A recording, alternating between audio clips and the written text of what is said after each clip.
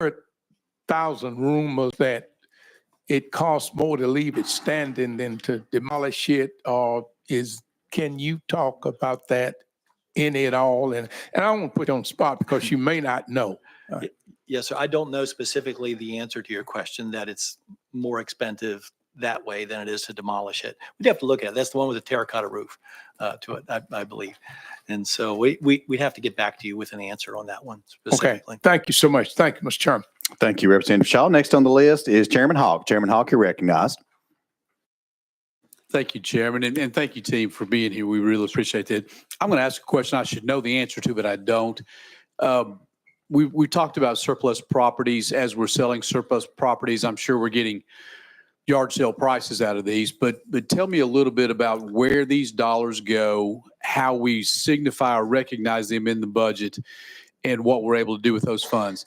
To that point, as we're talking about selling buildings and properties, there are considerably higher values of those. So let's talk about surplus property, where the funds go, how we recognize those, as well as what we do when we sell buildings and where those funds goes. Thank you. You want to start? Sure. We'll go to Bob. I'll start. Thank you for your question. As it pertains to real property, real estate, kind of depends on who has jurisdiction of that property and any restrictions that are on it. For general services, we're responsible for the facilities revolving fund. So a lot of your big office space you see in downtown, these multi-tenant buildings that you see around Nashville, if one of those buildings is sold, the funds remain with the facilities revolving fund, and they can be used for future capital outlay, capital maintenance. If we needed to purchase a new facility, they would stay in FERC reserves until they're appropriated for future use. For other agencies that have jurisdiction of their properties, there may be other restrictions on what can be done with those funds. As a general rule, I'd say it stays with the agency unless if there's a specific fund for it, those proceeds would stay with the agency to be used for future capital outlay. But without a specific example for a particular property, I couldn't necessarily tell you exactly what would happen, but in general, that's where it stays. And just to follow up, and John may have something there, just to follow up that we're selling cars, we're for pennies on the dollar. Where might those funds go? And we may go back and forth there. Bob Williams, I will let Michael talk about the funds coming back, but I would challenge you on that. We're getting good money. We do a strong job of marketing, and through our partner Gov Deals, these go to public auctions. The example we gave of going to East Tennessee, that's the only time that we discounted. We discounted heavily to help those people in East Tennessee and replaced goods they lost because of the hurricane. So they were very grateful. I gave up $400,000 out of that return funds to help them. But we just sold 4 lots of computers, boxes that about the size of a pallet. And those 4 boxes brought $85,000. And we're getting a good return right now. So Michael can talk about what those funds go to, though. Yes, and for personal property, for vehicles and things like that, specifically with vehicles that are part of the van fleet that Assistant Commissioner Williams runs, those vehicles that are sold, there's a portion that's kept by our surplus division to fund their operation, the ones who actually handle the sale and the GovDeal site and things like that. But the remaining funds are returned to the Vehicle and Asset Management Division. They can be used for replacing future vehicles, helping to maybe offset, increased costs. When you consider a vehicle, that was originally purchased 5-7 years ago, the new vehicle is going to cost more. And so those sales proceeds can help continue the operation. If it's an asset that's owned by an agency, again, the surplus division would keep a small percentage to fund their operation, and then the remaining funds would be returned to the agency or department who own the asset.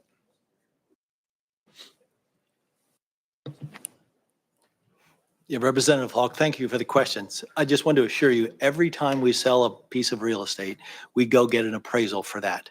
And then we go through the state process to put it out for a sealed bid.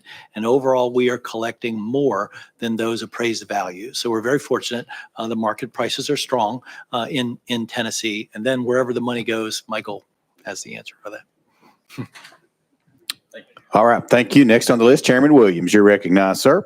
Thank you, gentlemen. I just wanted to follow up. I think it was last year we we earmarked out of FERP, I think, $10 million to replace the roof. I was a little bit surprised to see that we're still talking about the roof and then windows and doors, which I think we should do. I just wondered what the status is on the roof, because, we had some leaks, had to repair the roof.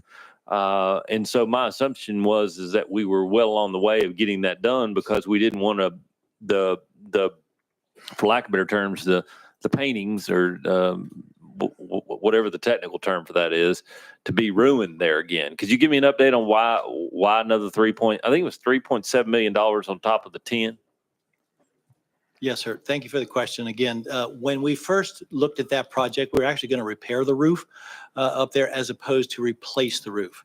So as we continue to look at everything involved, along with the windows, the doors, and the total project, including the cupola, we decided to bring it all into one project and fully fund and do all the work at the very same time.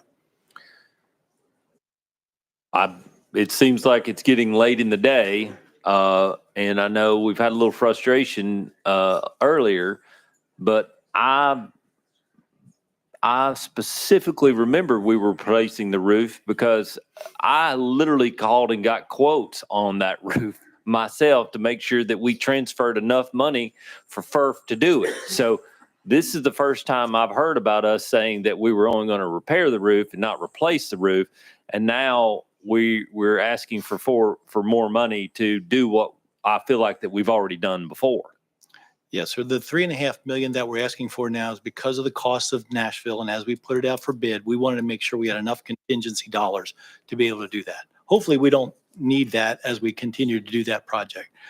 But the direct answer to your question is, originally we did plan to just repair that roof. Then we did change it to replacing the roof. And then it became let's replace all the windows as well and all the doors also. So there's just a lot added to that project to consolidate it and get one contractor to do it for us. Yeah, well, I recognize that's the case, but one of the things that your predecessor communicated with us as it related to planning, I remember specifically seeing the number on that board up there that we were budgeting 41% more in inflationary costs because those costs did go up. I can tell you that the percent increase in inflationary pressures over the last year have not been 41%. So I recognize what you're saying, but I also would like to ask you, since you're responsible for the Capitol grounds, if you could go and take a seat in Chairman Hicks's office, or Chairman Hicks's chair on the House floor, and look directly over the speaker's head. You can see through the limestone there now, and there may be a settling issue. You can see daylight through it. Might need some remedy while you're there. Thank you. Yes, sir. Thank you. All right. So I have no one else on the list for this portion of general services. Of course, I'm going to ask everyone to just stay put just for a second. I do now want to recognize that we do have Mr. James Pond. He is the Governor's Early Literacy Foundation president. And so thank you, Mr. Pond, for being here. And if you would, I'll turn it over to you for any questions once you finish up with your presentation, and then we'll finish up the presentation. Thank you. Chairman Hicks, members of the committee, thank you so much for the opportunity. I have with me Dean Hoskins, my vice president. It would be helpful, I think, to begin with just an overview of what we are currently doing with the state's appropriation around early literacy. For the last 20 years, we've been providing Dolly Parton's Imagination Library to all of our state's children from birth to 5 years old, serving approximately 281,000 children, which represents about 70% of state eligible children. We know that providing this service for children over the last 20 years has meant that there's higher scores in kindergarten. They're going to do better in school overall and have better attendance and behavior. The second thing that we had developed in conjunction with the General Assembly, the Education Committee, and our foundation was we were looking at ways that we could serve the grades from kindergarten to third grade and provide additional resources and support to this age group, which is at that critical age where they are learning to read before they can read to learn. And so we put together a program that we wanted to roll out at one time across 4 grades. 2020, of course, happened, and we needed to pivot. That pivot was that we would do grades in ascending years so that we would start with one grade, add another grade year over year. This last year, we served 233 school districts. That includes public and charter schools, 230,000 students from grades kindergarten through 2nd grade. And that meant about 1.4 million books going into the homes of children to build their home libraries. We know that 25 books in a home means that they're going to do 2 additional years in education. I think one of the things Tennessee is great at setting first, we're doing something that research actually supports, and that is that we're sending books into the homes of children, into the classrooms of teachers, and into school librarians. And what we have found is that students do better in overall achievement, and that they find themselves more motivated to read when those same books are in those 3 locations. And so we're doing that across our state. I think it's giving us an advantage. We know that one year that we did this, the books that we sent out to children were used over 88,000 times in the classroom. So we know that these are being utilized. We're seeing that there's better reading overall, and we're seeing that we're helping to build those home libraries. We just did a parent survey, and we had a parent that had given a quote actually thanking the state of Tennessee, seeing them as responsible for a program that they see helping their child be a motivated reader. The next thing I wanted to bring to your attention is that we realize that parents are a child's first teacher. And so we rolled out a number of years ago a caregiver engagement program. And we did this initially with ESSER dollars. And we knew that this was going to go away, but we weren't sure about the efficacy of this program.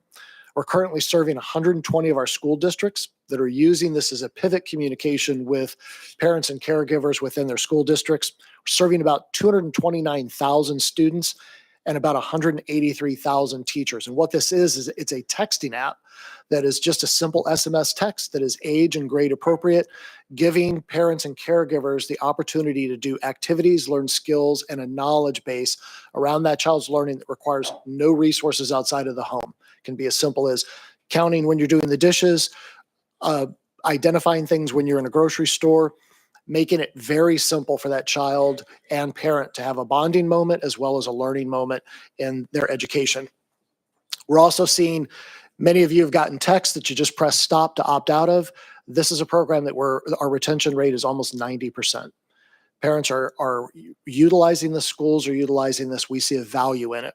And so we're coming to the General Assembly and this committee in particular to talk about an opportunity for us to be able to utilize this not only in its current state, but to be able to scaffold this program into the K-3 books so that there'll be a reinforcement of what we're sending out to families currently.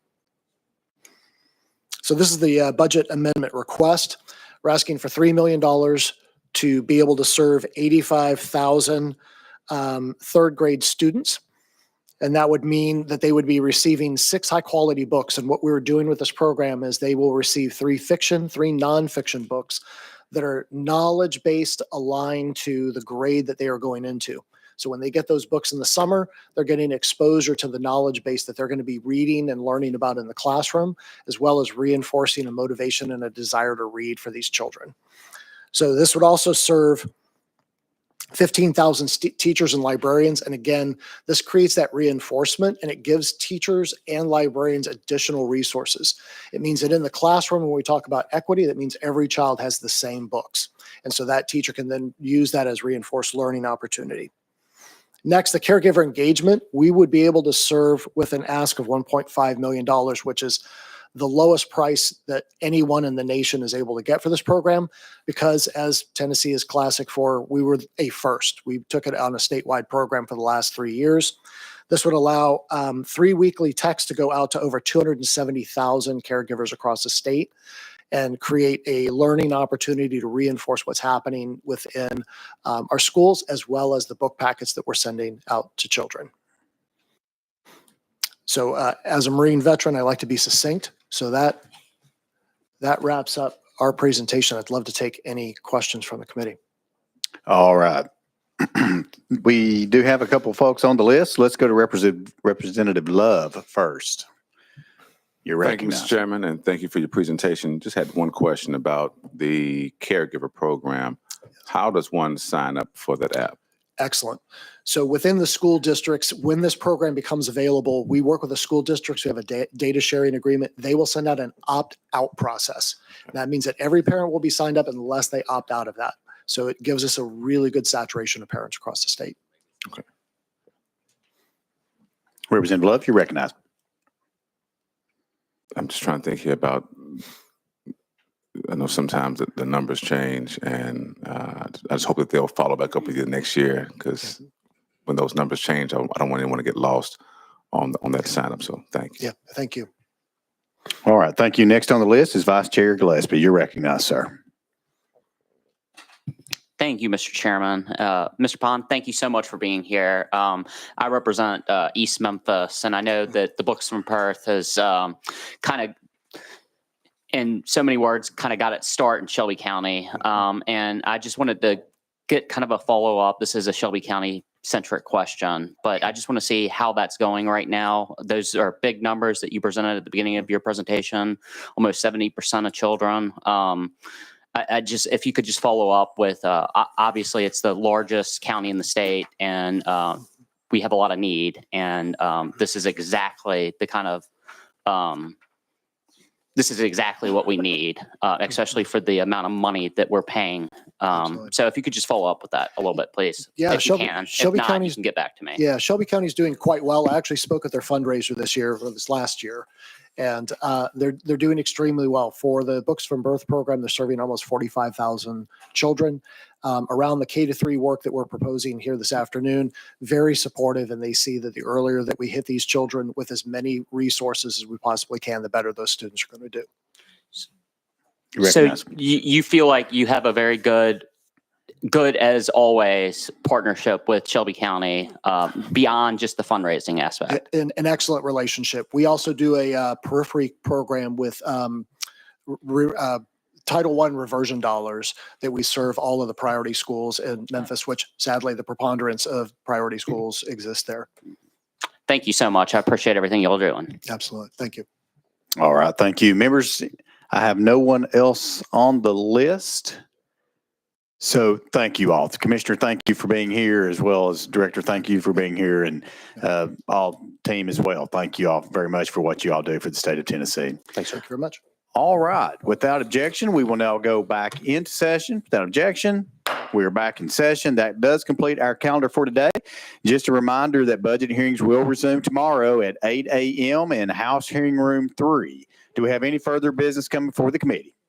I see none. Without objection, we stand adjourned.